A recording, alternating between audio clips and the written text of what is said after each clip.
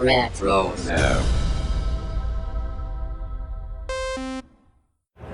Hi, this is Emily Swallow, the Armorer in The Mandalorian. You're listening to Dennis and Jay on Podcast Stardust.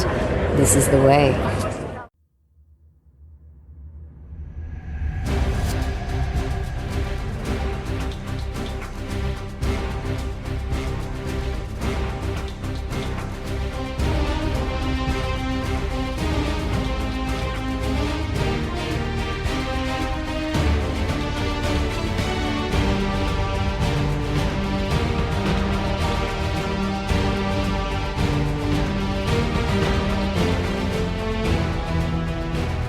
Hello, and welcome to Podcast Stardust. This is the fully armed and operational podcast dedicated to Star Wars news, reviews, and discussion.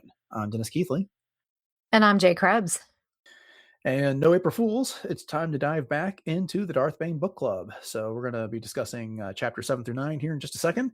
But before we get into that, Jay, you want to go ahead and give everyone a reminder of what our social media contacts are?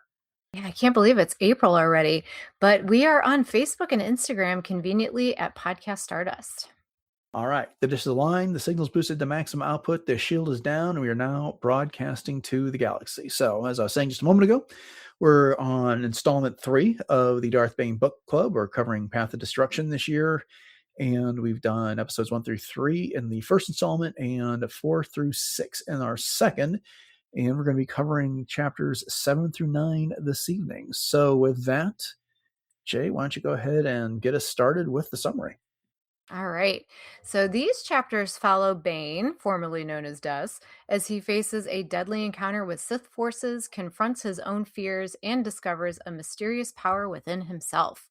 From battlefield triumphs to the fateful journey to Korriban, readers witness the moment Bane embraces his destiny, takes his iconic name, and begins training under the watchful eyes of the Sith Masters.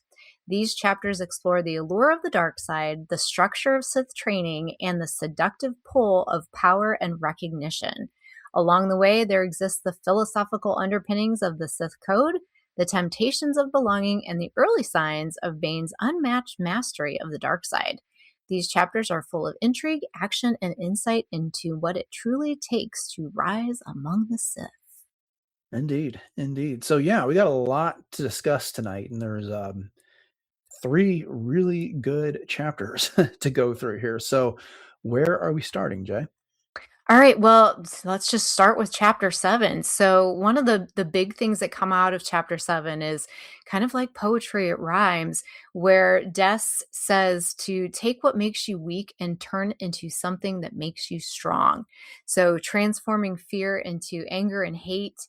And in the very first case of chapter 7, where they're on Fasira and he's having to face down the troops after his decision to basically not follow the orders that he was given by Ulabor and go forward with his own plans, he is now forming hatred of the Republic and the Jedi. So at this point in chapter 7, we're picking that up to, where they are put into this situation with the Gloomwalkers.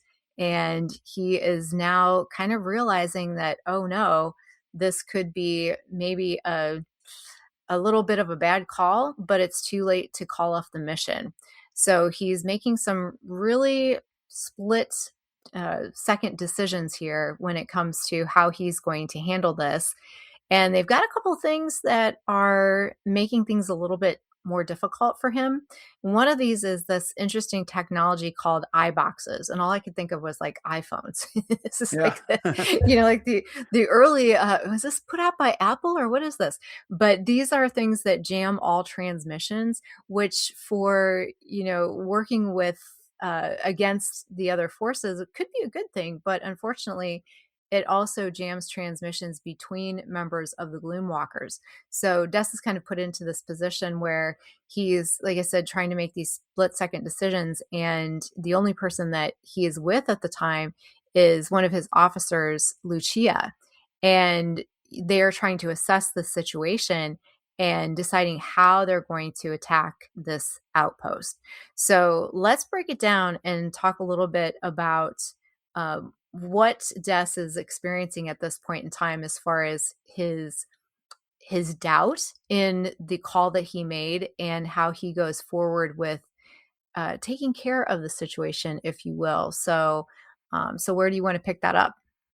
Well, if this chapter were turned into a movie, the director would have to be Oliver Stone. It would be called, Natural Born Sith, as opposed to Natural Born Killer. Because I like the that. whole thing starts with, you were talking a bit about how he instinctively knows to turn his fear into anger and hate.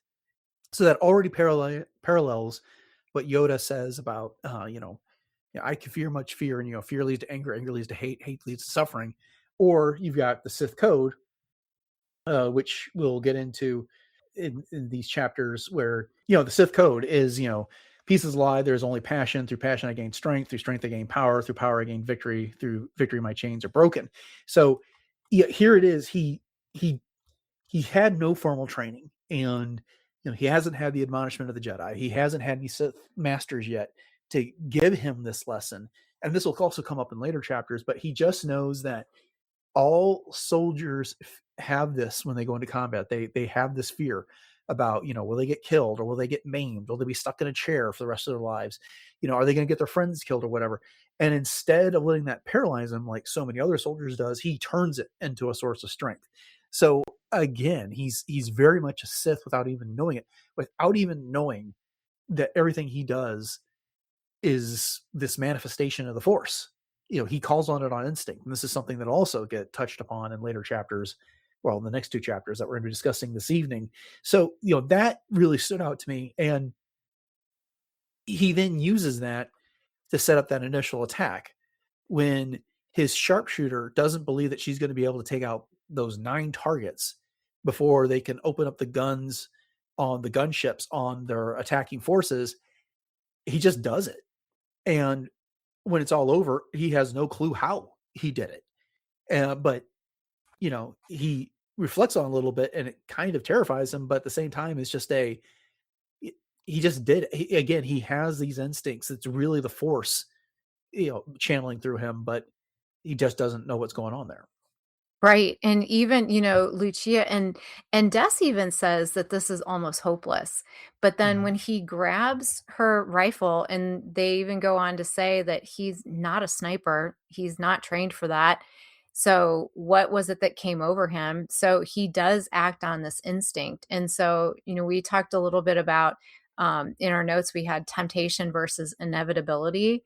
This is definitely, like you said, it was inevitable that he took this path. So after grabbing her rifle and allowing his quote unquote adrenaline to guide him, as you said, it's obviously the Force, he takes his first shot. And then there's a flash canister that blinds him physically, but his vision actually clears for him.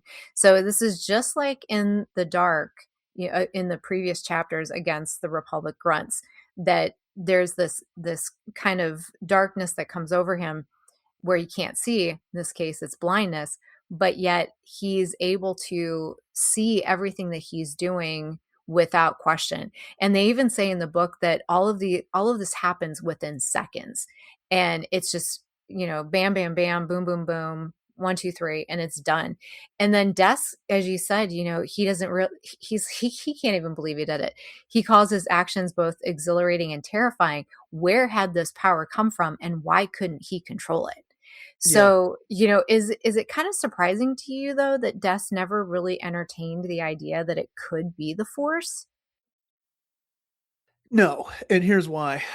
Backing up just for a second, I do love that this is such a great parallel to what Obi-Wan Kenobi says to Luke in A New Hope. Your eyes can deceive you, don't trust them. And so, Luke has his first real experience using the Force with the blast shield down while he's fighting the remote there on the Millennium Falcon. Des has had other experiences with the Force, but again, he's essentially blinded, but his eyes could deceive him, and he just trusted his instinct and was able to pull off that maneuver. So that aside, out of the way. But he doesn't like the Jedi. He doesn't like the Republic. And he doesn't, I think the Force is something he associates more with the Jedi than the Sith at this point. And so, he calls it a mysterious Force. He doesn't know where it comes from. He's thought of these instincts before, but he just calls it a mysterious power in this case. Which, yeah, that's something. I don't want to say Des is humble, but he's not at this moment as ego driven as the Sith Masters are. He's very pragmatic, and we'll see over the course of these chapters that he relies on strength. He believes in strength, I should say. He believes in the belief of self. He takes that lesson from Groshek to heart about looking out for himself because no one else is going to be able to save him here. And so he very much counts on his instincts without even realizing it's the forces driving him. Right, right. And I thought that too, that a lot of it is just due to his lack of exposure to what truly the Force is. And you Mm-hmm. had alluded to that, where he kind of always had associated the Force with the Jedi, not necessarily the Sith. And yes, he did, but not in the same way. And I think it's interesting how you said he can be sort of humble. And I think that that's not too far off the mark, quite honestly, because even though we know that he elevates himself due to power and then he eventually realizes that he can't count on other people, he still kind of wants that camaraderie. And he's even really bummed out that he lost anyone at all in Right.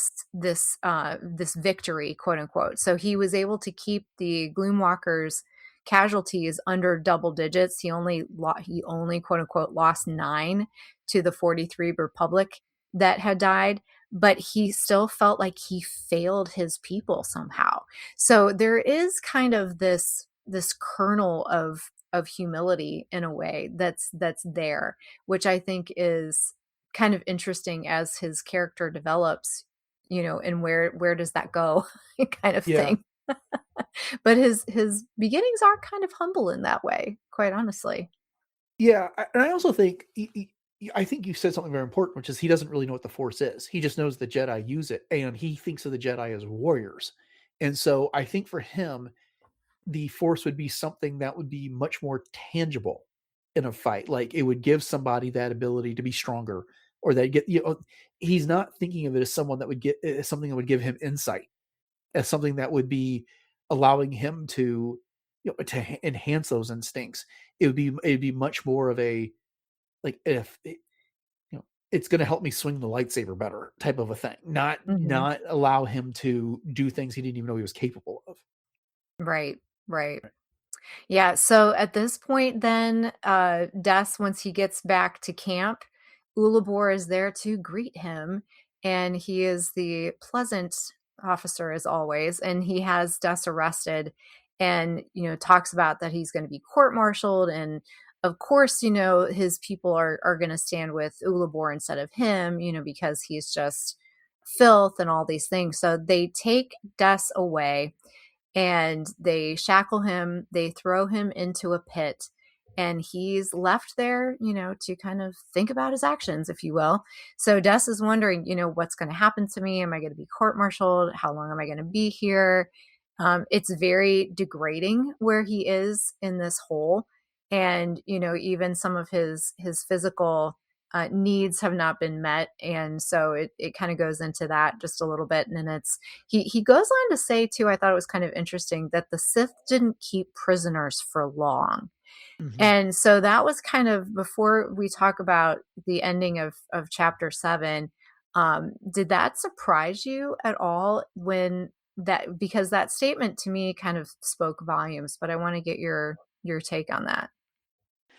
Well, honestly, I don't think I considered it too much, but now that you've brought it up, I guess not, because if we're looking at a very basic level, the Sith and the Jedi are opposites. I mean, they may be two sides of the same coin, if you want to be generous, but the Jedi would, of course, be good to their prisoners. The Sith don't have any need of prisoners, and if the only reason they're going to keep a prisoner is if the prisoner is going to be useful to them in that regard.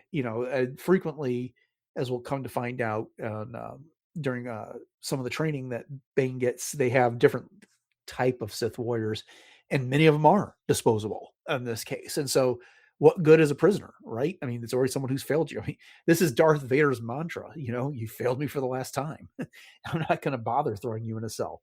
So I guess maybe not in that regard. Mhm. Mhm. No, and I agree with you, and that was kind of where I was going with that in my own mind too, was that they don't keep prisoners for long because either A, they dispose of them because they don't wanna have to deal with them. Why question them? Why even waste your time and resources on them? Or B, they're going to do maybe what they ended up doing with Des, which is, at the very end of this chapter, there is an imposing figure that is appeared above him and says, I will deal with this one on Korriban. And Mm-hmm. so we end the chapter with Des being taken off world by a Sith master, as we find out. So is there Yeah. anything else in chapter 7 that you want to point out before we move on? Just a literary thing that happens here, which is, Carpathian doesn't let us see Uliborg at his comeuppance here. The Des, I mean, he's still Des at this point. He's not become Bane. And when he leaves, he's cautioned his men and women, the soldiers that were under his command, they keep reaching for the guns, despite the fact that Ulibor's got, some security people there that have already got their guns drawn. They did, everyone trying to stand up for Des would get shot down. And so he makes subtle gestures to get them to back off because he knows that they'd just be throwing away their lives to try and save him. But then he makes that comment. It's like, he's fairly confident that Ulibor is going to meet with some sort of a mishap the next time this unit goes, the Gloomwalkers go into battle, because no one's happy with what Ulibor did there. He was a coward. And when Des took the action to save one's life, Ulibor betrayed him in that regard. But I think it was important for Cartesian not to necessarily give us that satisfaction of seeing Ulibor give that comeuppance in this moment. That, this is the Sith. This is the type of environment that they foster, that their soldiers are afraid to disregard orders, and it's only the truly exceptional ones that will speak back to their masters when they're right, and the Sith will respect that. But Ulibar is too much of a coward to realize these type of things, and ultimately his fate comes elsewhere. Yes, yes. And I think that too, that is sort of left to the imagination at this point, just because the fact that it's almost like Des is turning his back once again on the quote unquote useless parts of his past.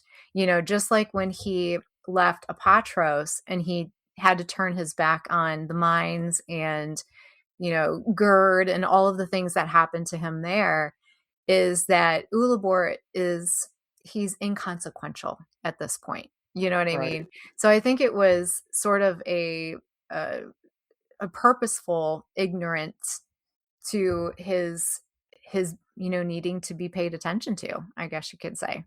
Mm-hmm. So Mm-hmm. in that Indeed. way. So now that, once again, Des is leaving his past behind, he is being transported to Korriban. And he mentions that he never got a good look at the person who ordered his transfer, which, of course, we know later on who that is going to be. And so he was able to get on the ship. He was able to take care of himself, never said a word during his transfer. And then he arrives on Korriban. And so what I thought was interesting was that they took him to Dreshta, is the way that they pronounced it in the book, which I never realized that that was the capital city of Korriban. So I don't know if that's something that was that in Knights of the Old Republic? Was that ever something that you know of that was mentioned before? Because I don't think I've ever seen that anywhere since. As many times as I read this book, that name never stood out to me. I took note of it as well today, but I don't remember it being anything of consequence in Knights of the Old Republic. But it's also been a couple decades since I played that game, so it could have been. But Fair enough. my memory of that game is that you spend most of your time in Jedi temples, Ah, or Sith temples, I should say, when you're on Korriban. But yeah, gotcha.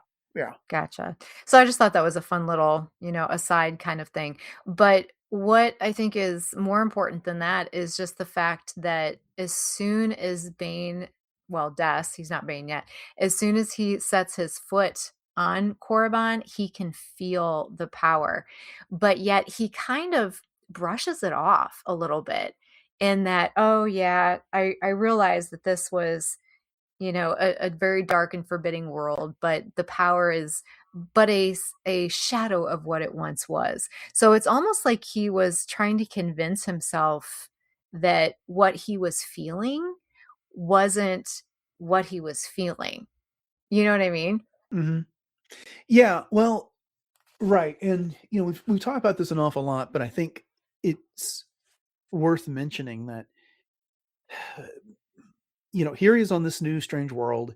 He was not expecting this. He was expecting to be court-martialed there on, whatever it's called, the planet Basira. Pasira. Thank Hmm. you. And so he suspects something's going on, and kind of like Han Solo, who's been from one side of the galaxy and he's seen a lot of strange stuff, but nothing making him believe that there's one all-powerful force controlling everything. He's here on Korriban. The people he's been closest to are the Gloomwalkers, and none of them were Force users. In that he still doesn't believe in his own ability. He still doesn't understand what the Force is, and this entire time it's just like he feels things, but I think he's like expecting a big reveal from the Force, like you have Hmm. the Force, a big scarlet F to appear on his chest or something. But that's not what's happening. The Force is always being revealed in these subtle ways, and so to skip ahead, he'll realize that he's always just called it on instinct, Hmm. whereas the other, again, skipping ahead, the other cadets had to be taught how to use it. Someone else Right. felt it in them, and then they had to be taught. And he just did it by instinct. Yes, yes.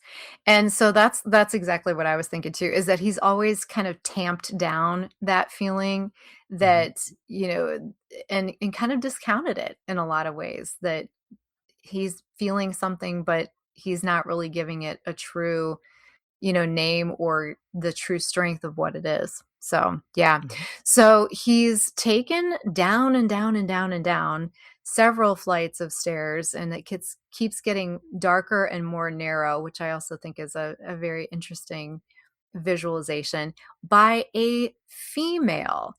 Mhm. So, looking ahead, do you think this is Githany? I don't. Um, Okay. Only because my memory is that she is not yet with the Sith because she has yet to betray the Jedi. Um, Okay. That makes is sense. is the Mhm. reason. I don't know that we actually ever know who this person is for certain, but Mhm. but Mhm. um, that's my only reason for thinking it's not her, because it's like she's introduced to someone who's brand new to everybody when we finally get to meet her. Mhm. No, that's true. Yeah, I'd forgotten about that timeline, so that's Mhm. absolutely great. So, okay. So he gets down there and he just hears 2 words, "Come forward." So initially he feels a chill, though the room is far from cold. So we've oftentimes heard of, Anakin in The Force Awakens, in The Phantom Menace, "How feel you?" "Cold, sir." Mhm. That the dark side is cold, but later on, put a pin in that, it's very different. So he is taken to see Kopej. So this is Lord Kopej that he is introduced to, and he is described as being this very large framed. They call him Twi'leks in the audio version, but Twi'leks, however you'd like to say it, potato. Mhm. And so he is introduced to him, and Kopej is speaking with Des about his decision. Why did you disobey the strict order? His astonishing feats as an officer, and then asks him, "Do you know why I brought you to Korriban?"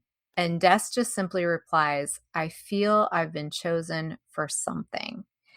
So he's got that foresight, and he can't put his finger on it. So he keeps seeing these things that are happening to him, winning the sabacc game, getting to go to the Gloomwalkers, and now he's at this Sith Academy, and he's starting to feel like, okay, I feel like I've been chosen for something.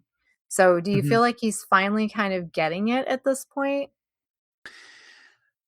A little bit, but here's this might come off as a criticism, but here's the thing. It's like, what else is he supposed to think? Because he disobeyed a direct order from Ulabar, a lieutenant in the Sith army. It's not like a Sith Lord gave him that direct order and he disobeyed that back on Parisa. For Fasira, I have such a problem with that name, but he disobeyed a lieutenant, but he was ultimately successful. Their takedown of that outpost is what allowed the Sith attack on the Republic base to be successful. If he was going to be court-martialed for this, there was no reason to take him off planet. His experience tells him that these things don't take long, don't last long. As we were just discussing, the Sith don't have much use for prisoners. He would have been killed right there. Mhm. And so for them to bother to bring him to Korriban, to this ancient world, something more has to be at play. So I think, yes, there might be a little bit of the Force that's speaking to him this moment, like, hey, pay attention, mind what you're saying here. This is important. But I think the kernel of it is simply his experience, which is, wait a minute, the Sith don't do this. I should have been killed back there. Why did they bother to bring me here in this moment? And he's smart. He is so savvy from having to look out for himself with minimal assistance, something like, Groshek, looking after him every once in a while. But this is a guy who, his father died when he was young. His father abused him. Des had to learn how to, negotiate life in that regard. And so he's learned how to read people, so as much as it might be the Force, I think it is also just his smarts that are standing out for him here. No, I agree. And that's the thing about Des is that he knows when to speak. He knows when to stay silent. He can read people. He can read the room. He's got great instincts when it comes to those kinds of things. And I just think he was so sassy when he was talking to Kopej though about his his orders, and he was saying, well, it was a tactical mistake, and he was basically saying the orders were wrong. And so Cordes was actually, or Kopej was actually praising him for that in a lot of ways. And, kind of trying to draw that out of him and basically then turning to, well, what do you know about the Force? Yeah. It's kind of like, so let's talk about the elephant in the room at this point, after Des says, I feel like I've been chosen for something. So, he doesn't just automatically, Kopej doesn't automatically just start saying, oh, we brought you here for this reason, and this is what you're going to do, and this is how this is going to work, and this is what we expect of you. He kind of, he wants to know, well, what's your experience with this, and where are we starting from with this whole thing?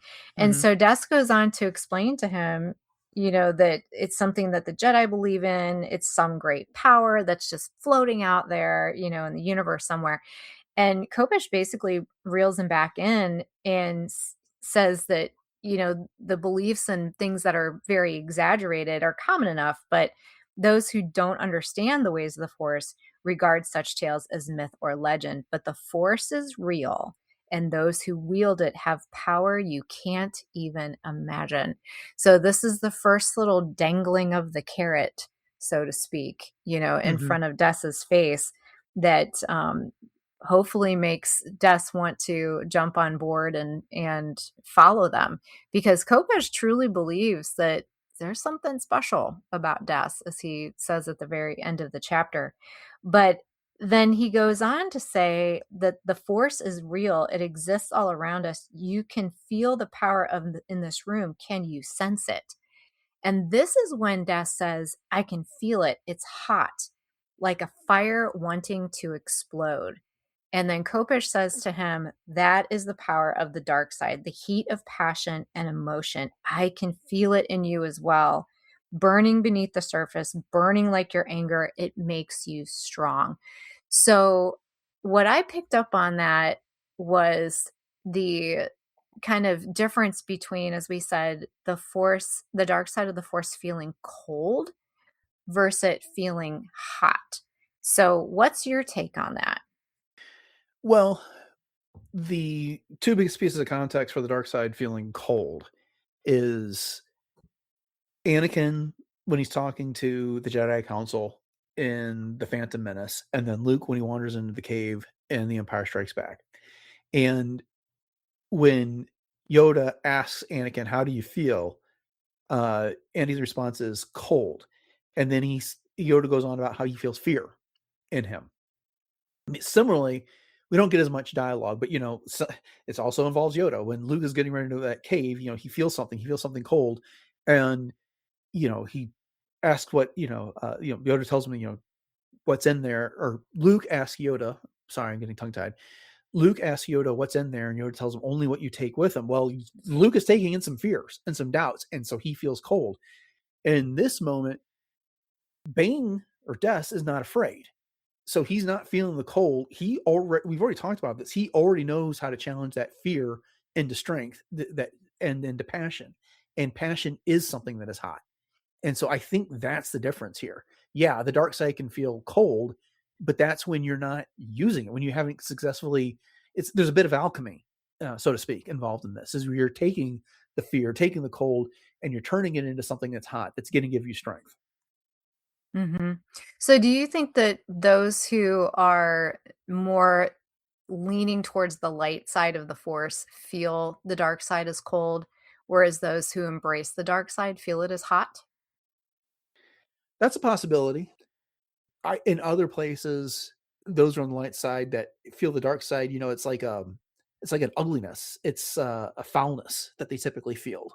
In this case, I've just essentially analogized that. I think the dark side is many things, but it is all of those emotions. It is the fear. It is the hatred. It is the anger, and so it can feel different ways. Whereas when people are talking about the light side, if they're describing it as feeling as temperature dolls, it's like warmth, right? They're not talking about it as being hot. They're not talking about it as Hmm. being cool. They're usually talking to some sort of embracing type of a warmth in comparison. Hmm. Hmm. Yeah, I'm just fascinated by that because I think the way that it's interpreted by different people, and even Luke asks Yoda that, is the dark side more powerful? Hmm. And Yoda says, it's more seductive and the Quicker. path Yeah. is quicker. Yeah, Mhm. it's easier kind of thing. So, yeah, so I just wanted to get your take on that because I just thought that was interesting how the hot versus cold and the way that it's felt. All right, so moving on then. So Kopej now tells Bane that there's such great potential in him and that if he stays there on Korriban, that they could teach him to unleash it. Mhm. And so he says, you are no longer going to be a trooper on the front lines. You have to leave. You won't be going back to your gloom walkers. And Des at this point is like, oh, okay. He's contemplating leaving his friends because, and I put friends kind of in, air quotes kind of thing here as we're talking because he did have camaraderie with them. And he talked many times about how proud he was to be their leader. And again, just kind of going back to what we just said about him feeling bad that he had lost so many in the battle in Fasira, even though he kept the numbers relatively low, considerably speaking. But then, as you mentioned, with Groshik, he hears that voice in his head again, and he recalls Groshik's reminder to not rely on others for help. So, he's saying, okay, I've given everything to this unit, but they can't do anything for me now. Right. Even if I go back, there's nothing they can do for me now. So, what really do I have left? So he says, I am honored, Lord Kopej. I will accept your offer. So Mhm. at this point, Kopej says to him, okay, well, many of our uh, students decide to leave their old selves behind and they choose to be reborn and they choose a new name. And so he asks Des, he said, do you wish to choose a new name for yourself? Do you wish to be reborn? And Des thinks about it and he decides that he would take what had once made him weak and use it to make himself strong, which is exactly what he said in chapter 7. And he chooses the name Bane. Mhm. and the whole history of the Sith becomes different. Yeah, indeed. A very, very fateful choice indeed. So, that part, it always gives me chills when we get to this part of the book, because it truly is a rebirth, and it truly is kind of an awakening for Des, and a transformation in leaving behind who he was and embracing who he is. But yet he uses the name that his father always gave him, the bane of my existence, to fuel his passion and to fuel his fury, which I think is such an interesting thing for him. But one of the things that hit me in this is that the Sith Masters don't choose new names. And I don't know why that hit me this time reading this book, and it never really has before, but I've thought about that in the past, where the Sith, and this is something that obviously has gone on since then, because we have Darth Sidious and Darth Tyrannus and Darth Vader. They all changed their names, but these particular Sith lords do not in this particular situation. So why do you think that is?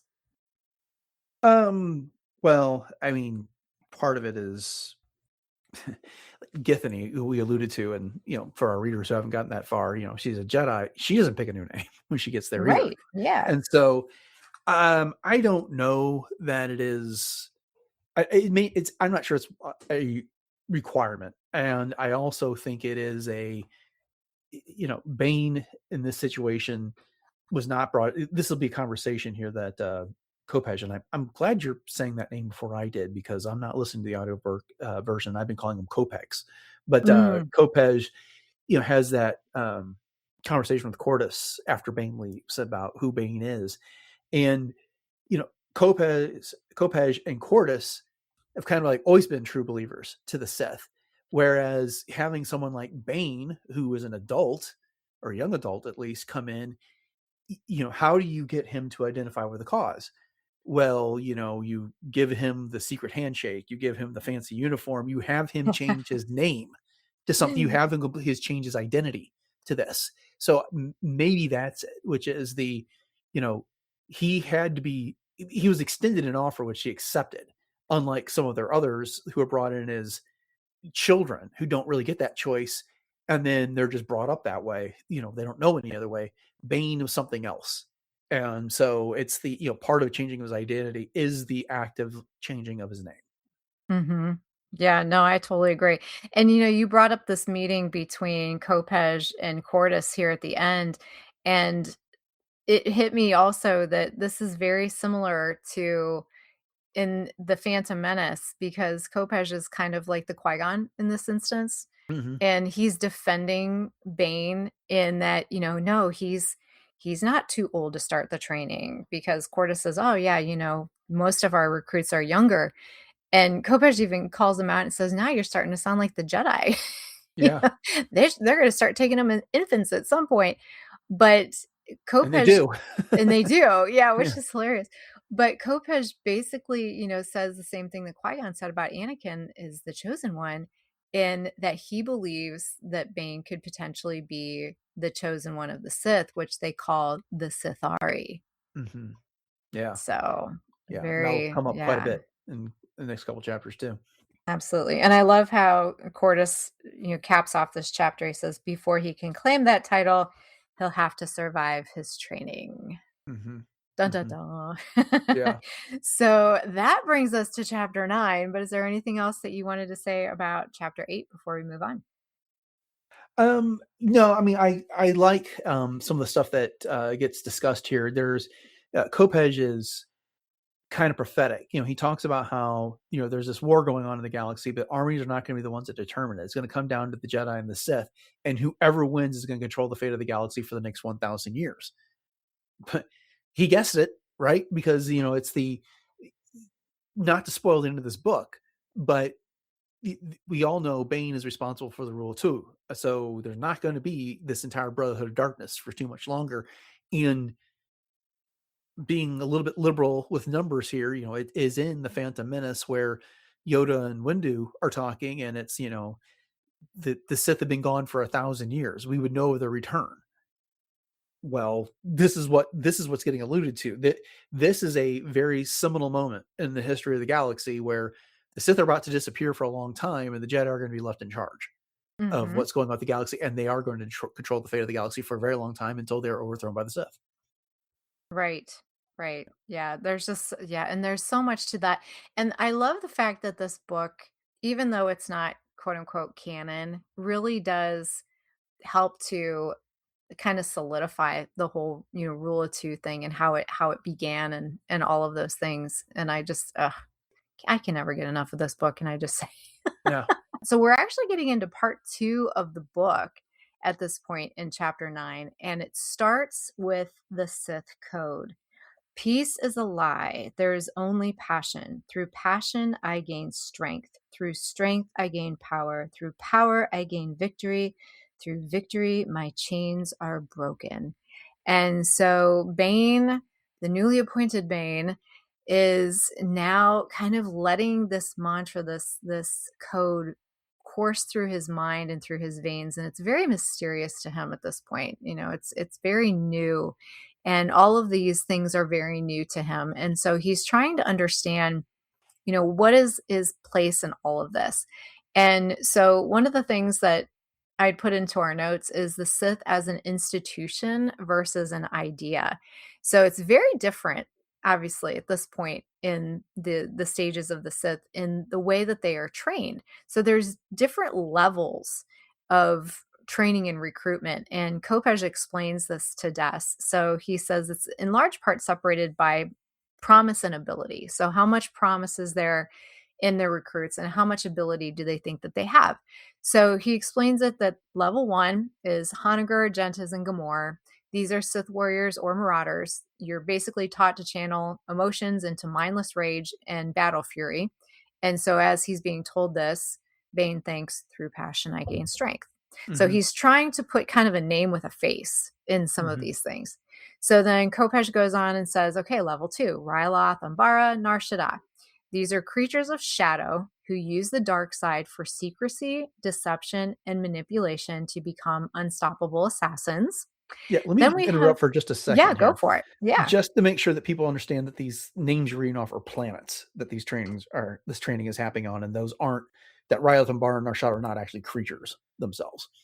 That's all I just want to clarify. Yeah. Yes, thank you. And what I think is also interesting too is that some of these we don't, well, obviously Gamorrean, like Gamorrean guards, but Hanagur and Gentes, we don't really hear a whole lot of, I don't feel like, in canon, but we definitely hear a lot about Ryloth, Umbara, Nar Shaddaa, especially in places like the Clone Wars and Rebels. And so then level 3, 2 planets Hanagur, by the way, is where the Nagri are from in Legends. Oh, thank you. Very cool. Very cool to throw that out there.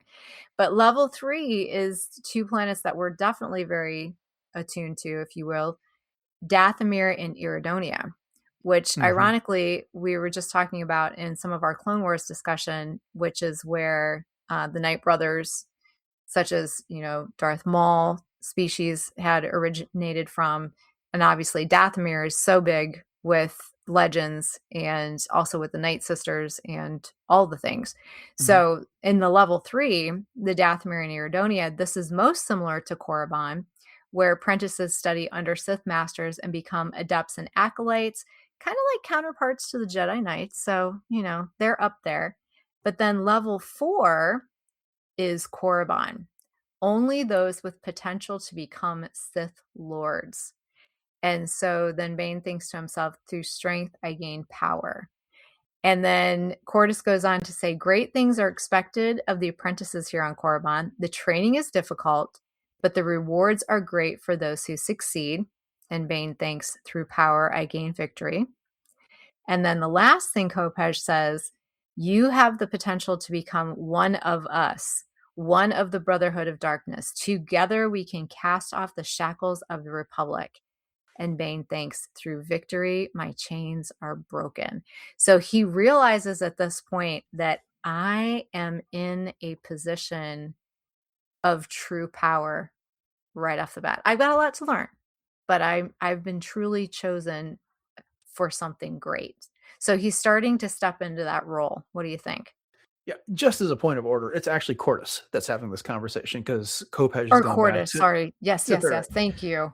But one other thing I wanted to say, it's like when you read the Sith code, I think you have to put a certain amount of gravel in your voice. Otherwise, it comes off a bit much like a poem. I mean, peace is a lie. There is only passion. Yes. Because, other than that, it's just because through victory, my chains are broken is not necessarily an evil sounding thing, right? But, through victory, my chains are broken. Like I said, you have to put a bit of gravel in your voice for that. But Love it.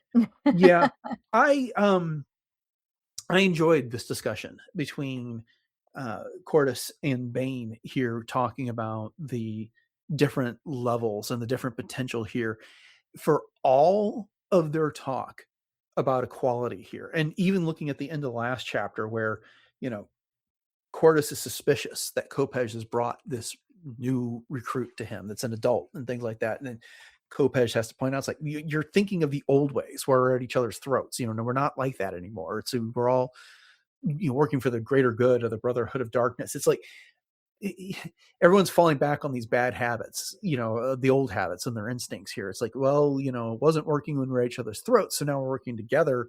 But they all are looking over their shoulders at each other.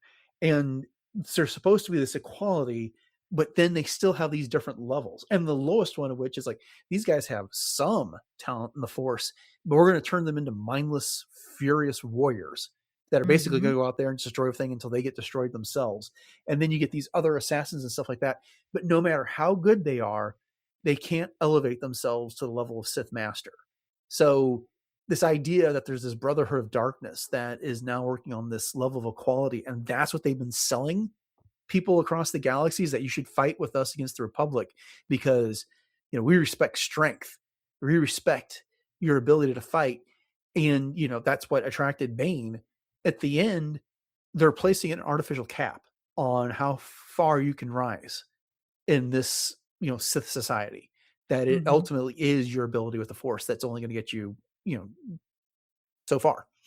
Right, right. But I do think that some that sign up for the Sith army also, go in with the same expectations that Bane originally did. He just wants to fight against the Republic, and he wants to, he doesn't have any love for the Jedi. He doesn't have any love for the Republic. So I don't know if all of the recruits necessarily expect to even become part of this sort of hierarchy, Of course not. That's Yeah. not really the point. It is simply there is it's a fabrication here, which is we're inviting you in to be equals. But what you're not seeing is this hierarchy that's operating in the background where you can come fight our wars for us, die for us, but you can never, what you don't know at the end of the day is that, that's how we look at you, is the fodder. That this really is about the people that they're bringing to Korriban to become Sith Masters, to make the Masters more powerful over the course, over the totality of the galaxy. So No, I good agree point. with you. Someone like Bane isn't even thinking about about this type of thing. He just wants to, this is a new way of life. He's afforded an opportunity to do something else. But what's behind all of that is a hierarchy that if he didn't have these talents, he never would have been able to infiltrate. He has an artificial cap about how far he can ascend in that society. No, good points. Good points. Mhm. Thanks for clarifying.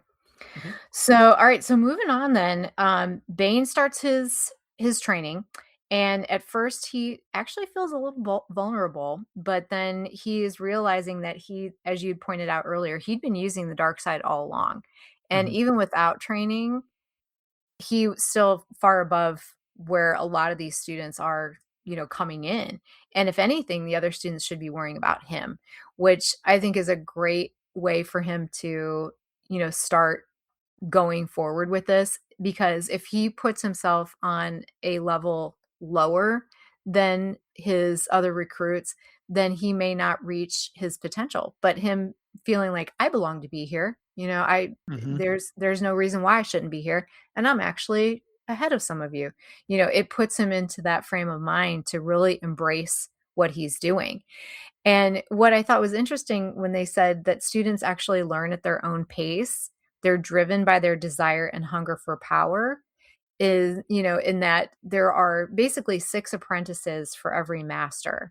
But yet Bane is kind of getting a little bit of attention from a lot of the other masters above and beyond who maybe he was quote unquote assigned to, especially by Cordis. And they also mention in here Kasim, who we will see quite a bit later on and plays a very major role in Bane's training. So, what is different about Bane, though, is that unlike some of his younger recruit counterparts, Bane actually pays particular attention to the archives. Yeah. So, he pays attention to quote unquote primitive technologies. I love how they said that, of parchment and flimsoplast. So, that would be kind of the correlation to someone in our day and age relying solely on, books and microfilm and, and those types of things, as opposed to Sith holocrons. But the thing of it is a lot of these Sith holocrons were either hidden away or they were taken to the Jedi Temple anyways.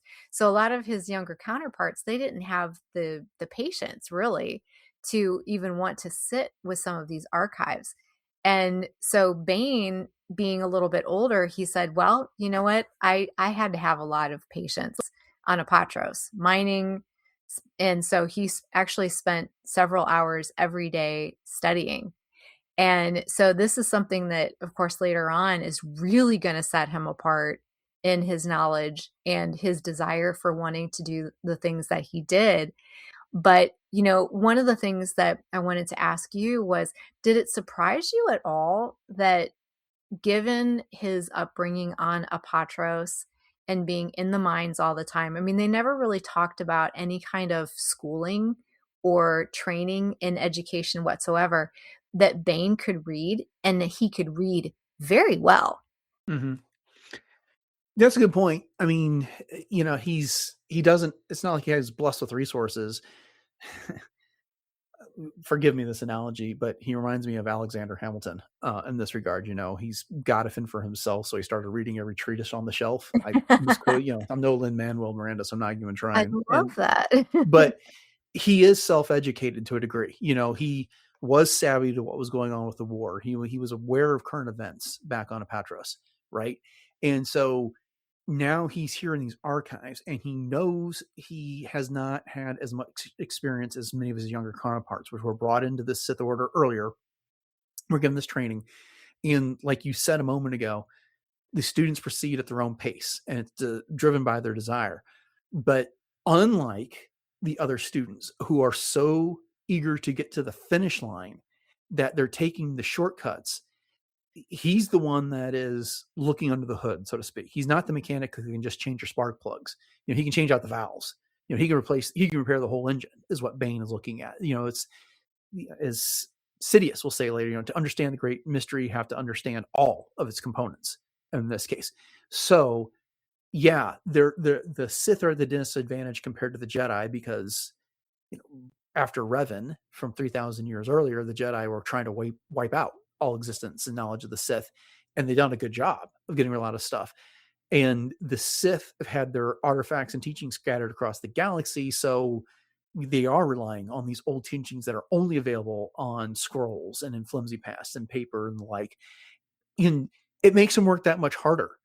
And that's the life that Des, now Bane, grew up in. He had to work out harder than anyone. It's the reverse. He was competing against people that were older than him on Apatros, and now he's competing against those that are younger.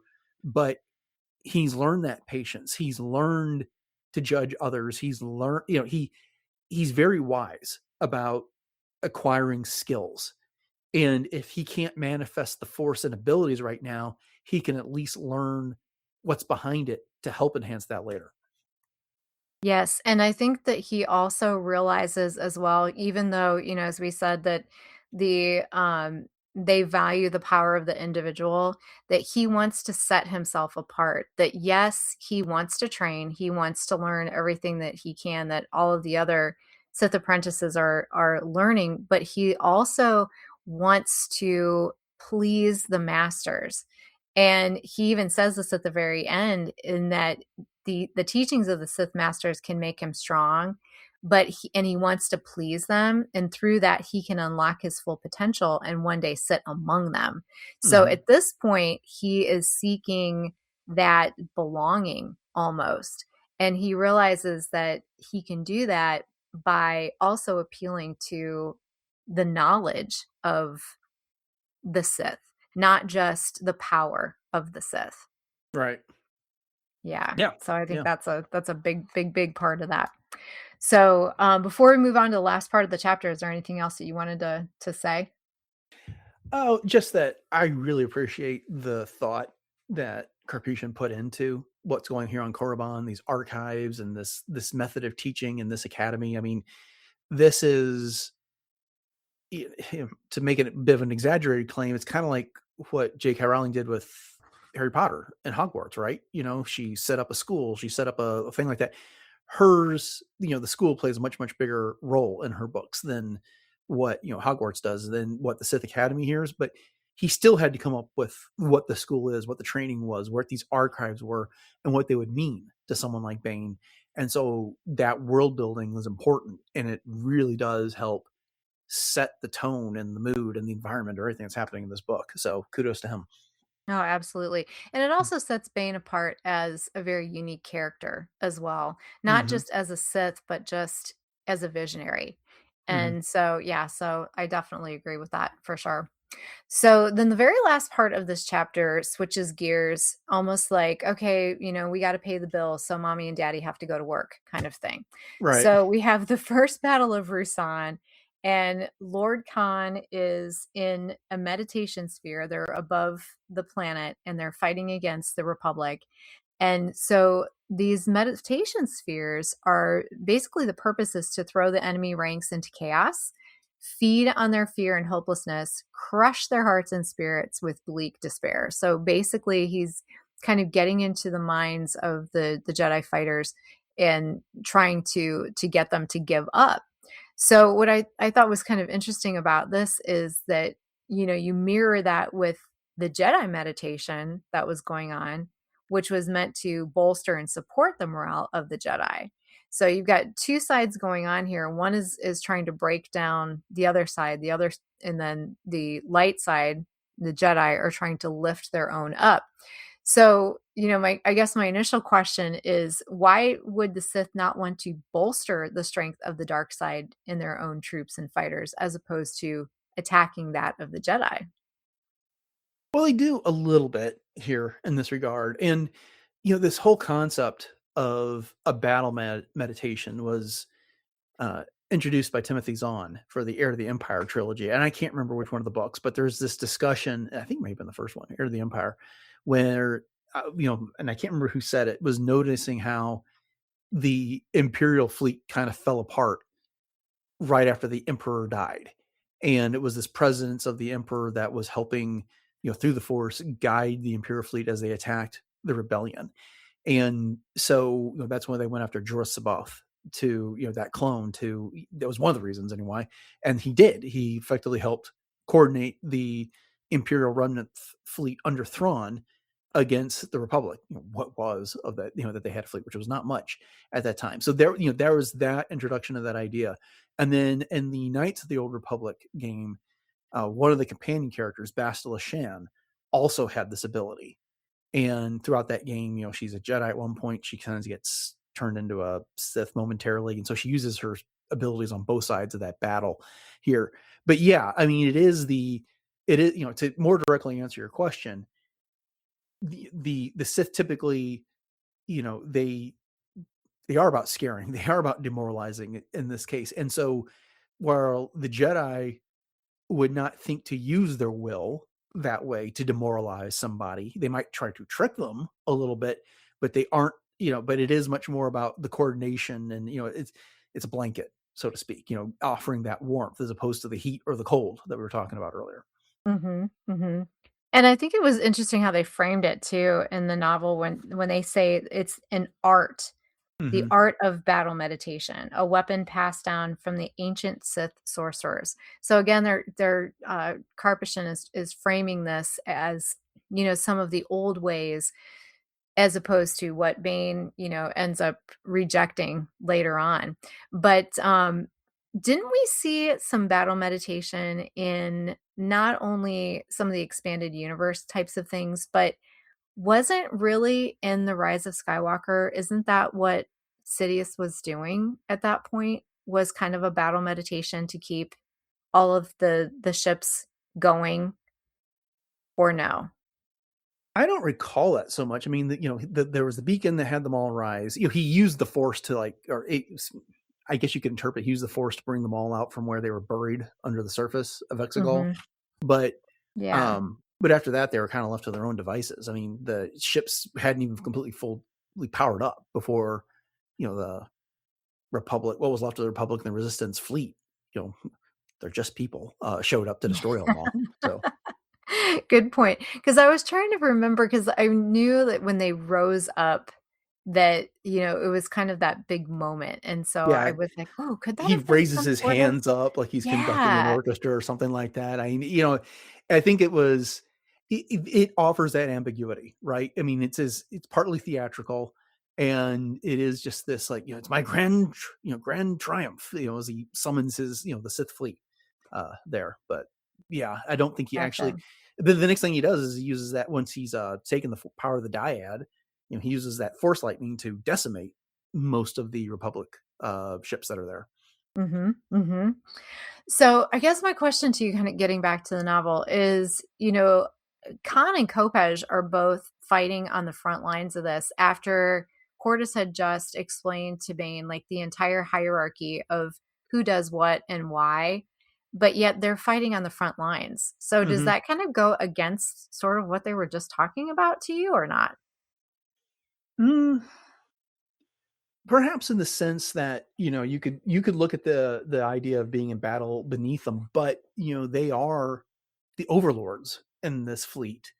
And while yes, you've got all of those that are essentially berserkers, that level 1, and then you got the assassins and stuff like that, but they're not acting in the, as the common frontline warrior. They are the leaders of the battle, which I think is an appropriate role for them, given the hierarchy that they've laid out. It's Khan is running the show here. He through the battle meditation, and then Kopej, he's savoring this when he feels the presence of the Jedi that's engaged in their version of the battle meditation, and he decides to take action. The text doesn't say he's licking his lips, but you could see him doing it in his Yeah. mind. I mean, when he follows the pull of that Jedi to his ship, and invades the hangar. Such a great scene. This battle was so well described, and there's not a whole lot of authors that can do it as well as Karpyshyn did here. There's a lot of battles are described in Star Wars books, but frequently there's something about the pacing that's just like, okay, that took forever to describe something that probably should have happened in 10 seconds. You spent 3 pages, telling us about it. But he gives you snappy action. He describes things that it's all happening so quickly. And he describes the confusion of the battle and what things are going through. And then ships are blowing up and things just keep happening. He doesn't sit there and let you get bogged down by unimportant details. But when Kopej gets aboard that Republic ship and then just wanders into the chamber where that master is, and he has to deal with the Padawans first, this is so easy to envision when it's happening as you're reading it.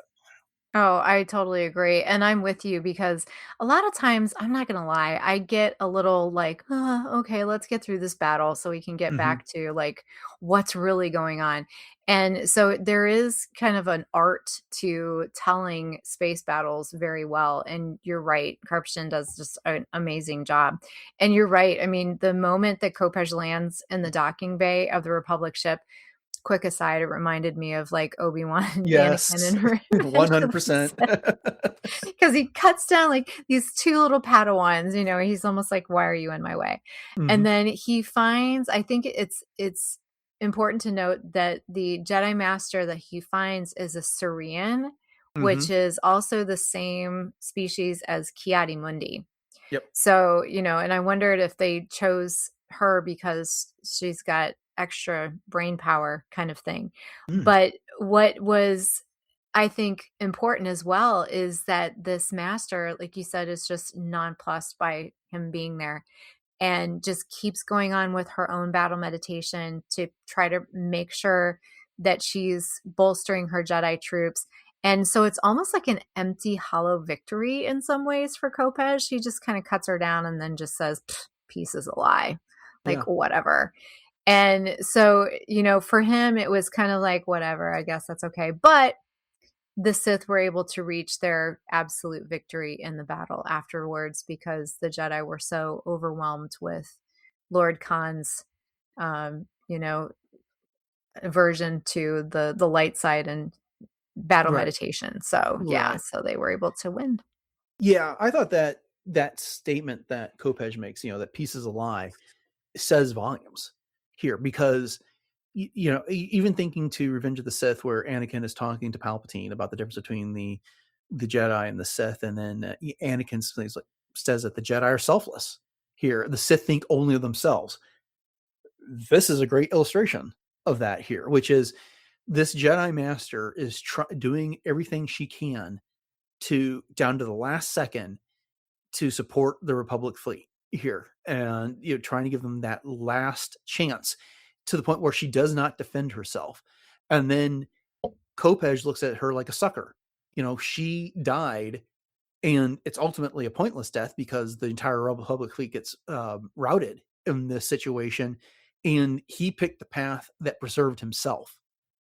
And so it's, again, there is just a little bit of the hypocrisy behind the Brotherhood of Darkness, which is, as much as they claim to be in it for each other, it's, from a scene like this, that if it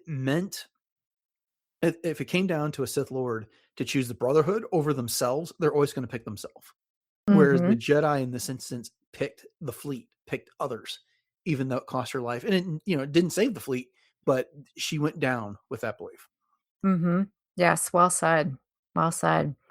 All right, so before we wrap this up entirely for this month, great discussion. Gosh, so much fun, so much to discuss. Anything else you want to add? No, I just love this book. It's so much fun to get into this. I read these 3 chapters this morning before we recorded, and yeah, I think it's funny. I'm just looking at our notes because I wrote notes, you wrote notes, and then I cut and paste yours in to the overall outline. And I was like, wow, we said most of the same things here and what We we wanted to did. talk about here. So it's pretty cool. So that's what happens when you podcast together for more than 6 years. But at any Yes. rate, yeah, this is fun. I'm already looking forward to next month's discussion. Oh, me too. So, yeah, so we are on, episode over 1000. So it's not surprising that we would mirror each other's thoughts in some ways. That's for sure.